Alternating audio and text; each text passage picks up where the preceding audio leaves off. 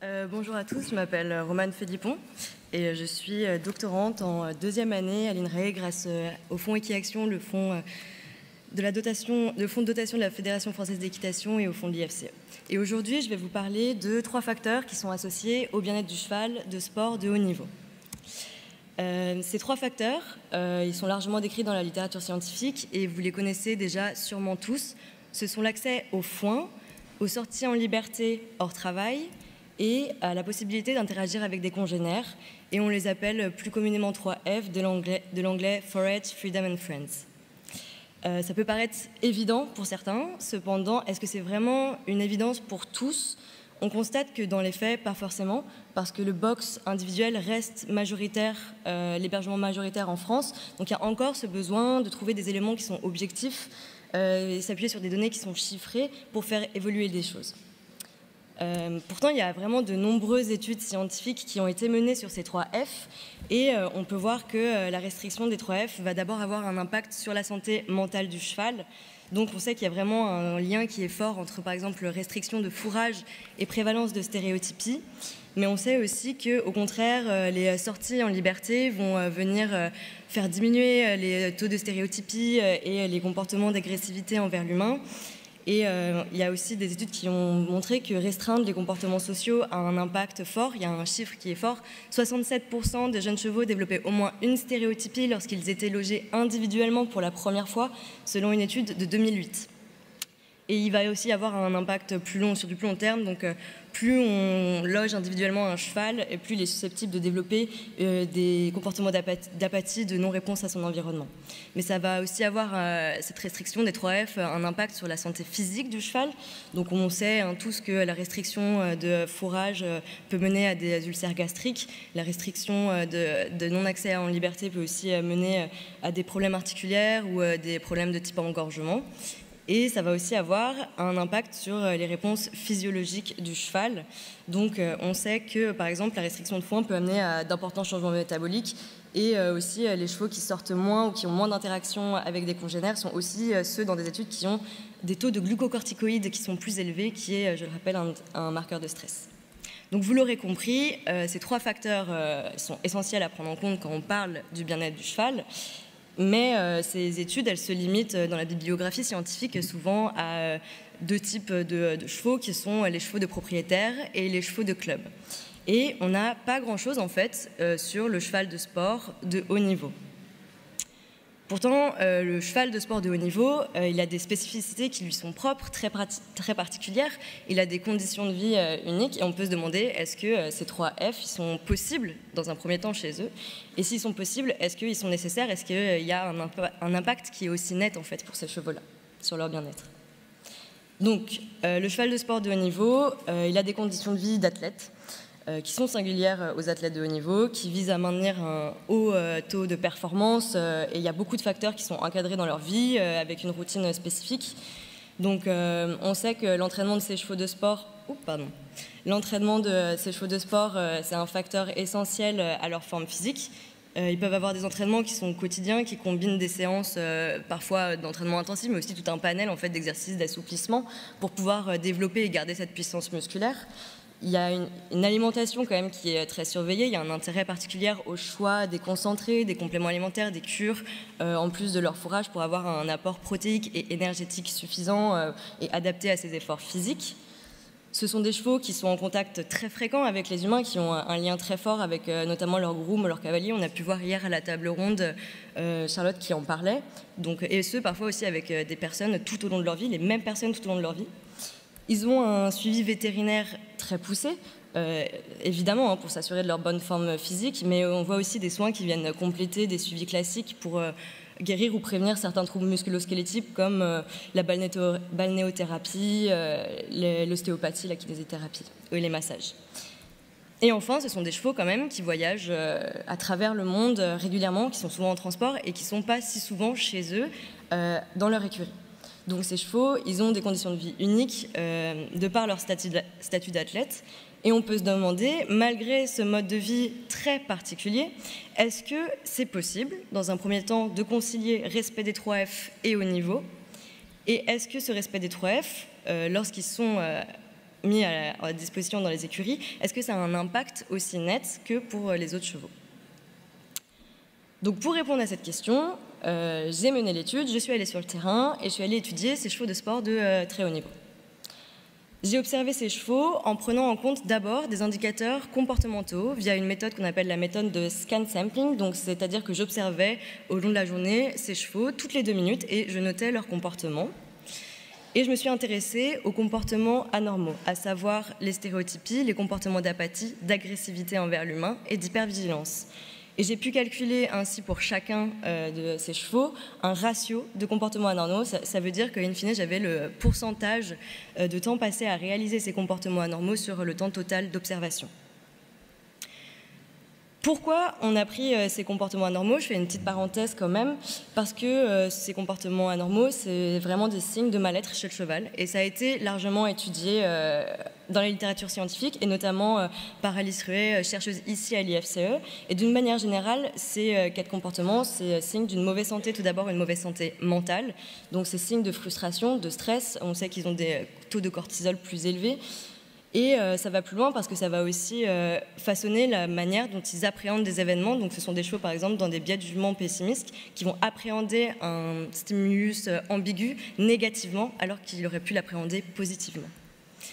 Mais c'est aussi signe de mauvaise santé physique. Donc ce sont des chevaux avec un microbiote de type inflammatoire, une activation des gènes liés à l'apoptose, au stress et à l'inflammation. Et donc ce sont des chevaux qui sont plus souvent en fait en arrêt pour troubles d'ordre inflammatoire. Donc ce sont des comportements qui ne sont pas anodins, ils sont importants à prendre en compte et ce sont aussi du coup des bons indicateurs du niveau de bien-être du cheval.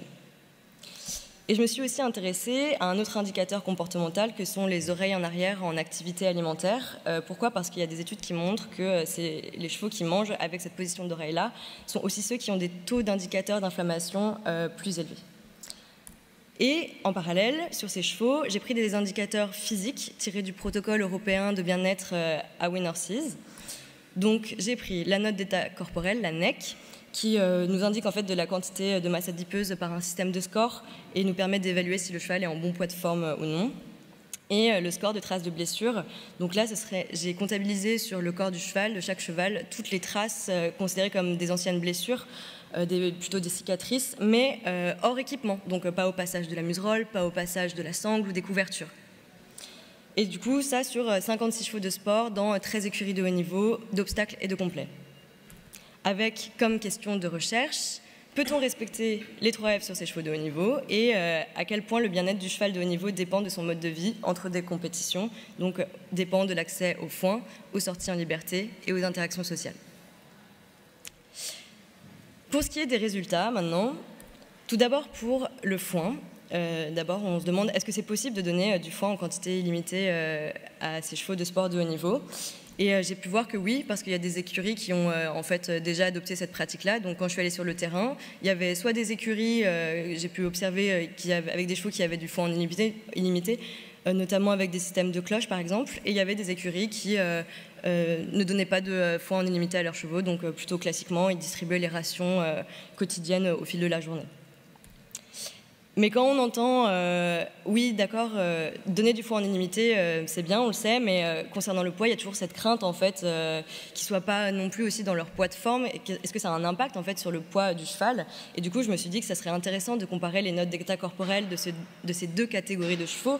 Et ce que j'ai pu voir, c'est qu'en fait, il n'y avait pas de différence de note d'état corporel. Ça veut dire que les chevaux qui mangent en foin illimité, n'étaient pas plus gros que les chevaux qui n'avaient pas de foin en illimité. Donc ça, c'est chouette, c'est un premier résultat. On s'est dit que c'était possible. Mais maintenant, est-ce que c'est nécessaire au bien-être du cheval de sport de haut niveau? Là aussi, oui, en fait, parce que j'ai vu que c'était associé à moins de comportements anormaux et moins d'oreilles en arrière en activité alimentaire. Donc je vais vous montrer un petit graphique. Donc c'est tout simple, là c'est les ratios de comportements anormaux, donc 0% il fait des chevaux qui ne font absolument pas de comportements anormaux, à 25% pour ma valeur maximale. Ah oui, parenthèse, j'ai pas mis le comportement d'apathie sur cette slide-là parce que j'en ai pas observé en fait sur mes études de terrain. Et du coup, ce qu'on peut voir, c'est que très nettement, les chevaux qui sont en foin non illimité font plus de comportements anormaux que ceux qui sont en foin illimité. Donc là, on voit le lien fort, mais c'est aussi les chevaux qui sont en foin illimité. Ce sont des chevaux qui mettent moins aussi les oreilles en arrière en activité alimentaire. Je crois que j'en recense qu'un seul. Donc les chevaux en foin illimité font moins de comportements anormaux, donc moins d'oreilles en activité alimentaire, signe d'une bonne santé mentale.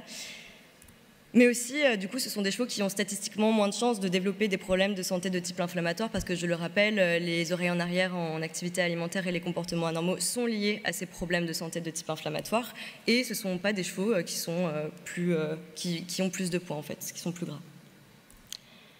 Pour le deuxième F, qui elle est sortie en liberté, pareil. Dans un premier temps, je me suis dit, qu'est-ce que je vais voir en fait sur mes études de terrain? Est-ce que c'est possible de favoriser l'accès aux sorties en liberté? J'ai pu voir des chevaux qui étaient en boxe quasi exclusivement, qui étaient en boxe quasi exclusif dans leur journée et donc qui sortaient que généralement pour des sorties de travail.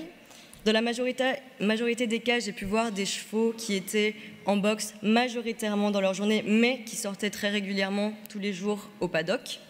Mais j'ai aussi pu voir des chevaux qui, en fait, vivaient auprès la majeure partie de la journée avec abri. Donc on s'est dit, oui, c'est possible de favoriser l'accès aux sorties en liberté pour ces chevaux de haut niveau. Mais pareil, avec cette question sous-jacente qui ressort généralement, oui, mais est-ce que ce ne sont pas des chevaux qui se blessent plus ? Est-ce qu'il n'y a pas ce potentiel risque de blessure plus grand avec tous les enjeux en fait, que ça représente, que ce soit financier, sportif, de performance ou sentimental? Et du coup, j'ai comparé les scores de traces de blessures et ce que j'ai pu voir. Et là, pour le coup, ça nous a vraiment surpris.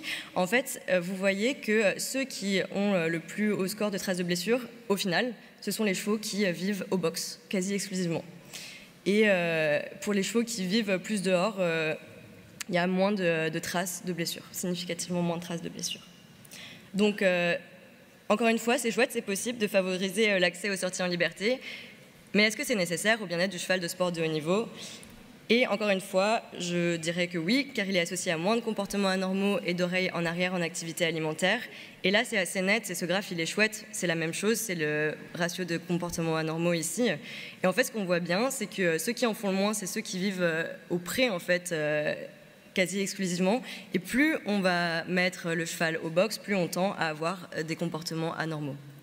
Donc là encore, un lien fort entre accès aux sorties en liberté et cet indicateur comportemental. Et de plus, les chevaux qui sortaient en extérieur, ils n'avaient pas en fait les oreilles en activité alimentaire en arrière. Et on a trouvé aussi une corrélation qui était intéressante que je voulais vous présenter, c'est que la durée des sorties en liberté était corrélée avec les ratios de comportements anormaux, c'est-à-dire que plus on laissait, ce que j'ai vu, c'est que plus les chevaux sortaient longtemps en heure dehors, moins ils réalisaient de comportements anormaux. Et j'ai pu voir qu'à partir de 5 heures de temps de sortie par jour, les comportements anormaux étaient divisés par 2.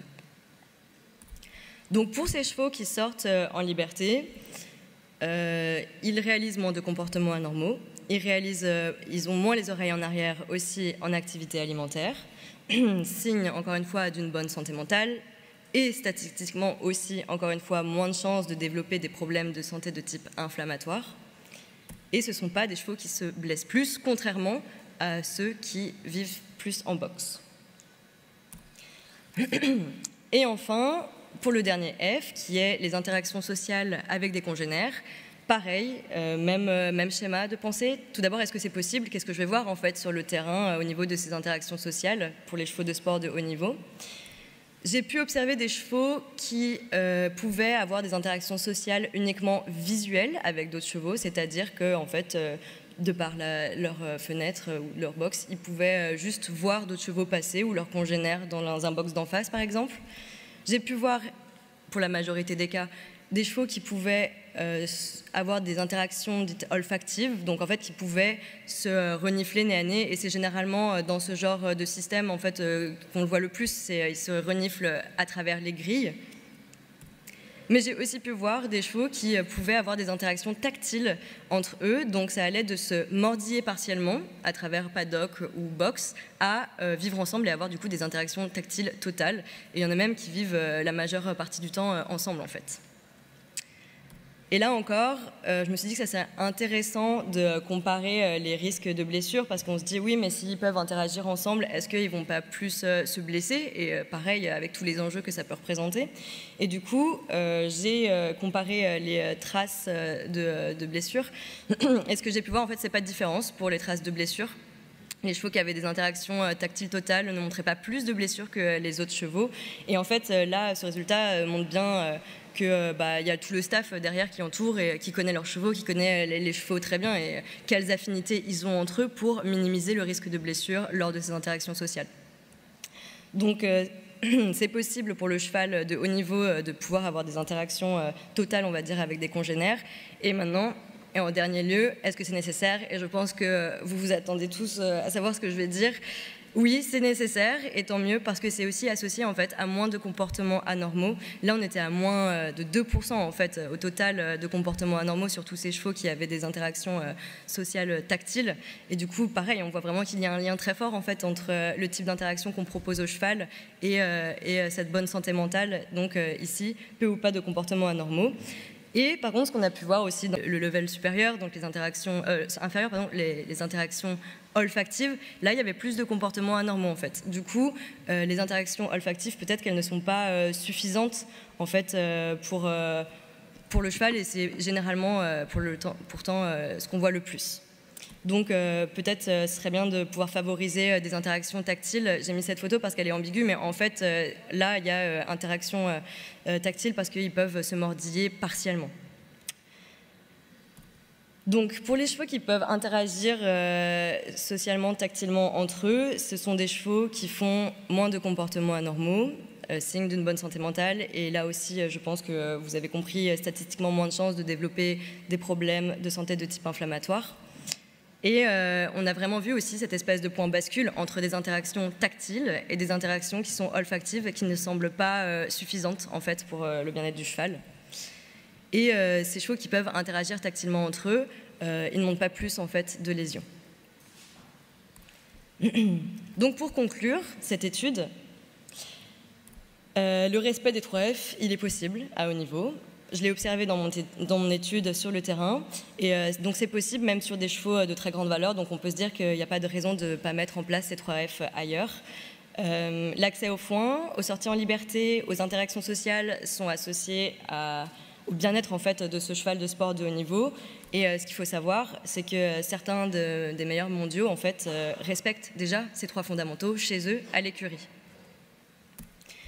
Et au-delà du fait que ce soit possible de mettre en place ces 3F à haut niveau, et malgré en fait, les particularités et les conditions de vie uniques de ces chevaux de sport, entre les compétitions, on a vu que c'était nécessaire en fait, à son bien-être, et que le bien-être du cheval de sport de haut niveau passait par du foin en illimité, il passait également par des sorties en liberté le plus possible, le plus longtemps possible, et il passait par des interactions sociales de type tactile. C'est bon ? Non, c'est pas bon, désolé. Faut conclure vite. Il me reste encore 2 minutes, je vais en profiter. Et du coup, il existe des solutions qui sont applicables. C'est sûr que du jour au lendemain, à son niveau, on peut peut-être pas tout changer en fait pour respecter ces 3F. Il faut avoir conscience que ça demande beaucoup en fait de logistique, d'aménagement et que ça a un coût aussi. Donc on peut commencer par des petites actions. Il y a des actions qui sont alternatives, des solutions alternatives, comme si on peut pas avoir un grand prix, on peut mettre d'abord au manège, on peut mettre au paddock, on peut mettre en carrière avec un congénère ou avec un congénère à côté si c'est possible. Et du coup, on peut aussi créer des espèces de zones d'interaction entre congénères. Donc on n'électrifie pas en fait tout le paddock, on n'électrifie pas tout, on laisse une petite zone d'interaction pour qu'ils puissent se mordiller parce que c'est important tactilement pour eux. Et on peut aussi faire, et ça a été vu ici à Saumur, des espèces de sessions d'interaction sociale, on va dire, en longe avec son cheval et passer voir ses congénères avec qui il a des affinités, bien sûr, en longe. Donc, chaque action, aussi petite qu'elle soit, elle contribue quand même à enrichir la vie du cheval, à favoriser son bien-être. Du coup, il faut vraiment prendre en compte que c'est crucial, ces 3F, et que ça a un impact très positif sur eux. Donc ce qu'il faut retenir, c'est qu'il est essentiel de prendre en compte le bien-être du cheval, évidemment, qu'il est associé à ces 3 facteurs que sont l'accès aux foins, aux sorties en liberté et aux interactions sociales, et que pour ce qui est du sport haut niveau, c'est possible d'allier performance et respect des 3 facteurs. Certains meilleurs mondiaux le font déjà d'ailleurs. Merci. Merci.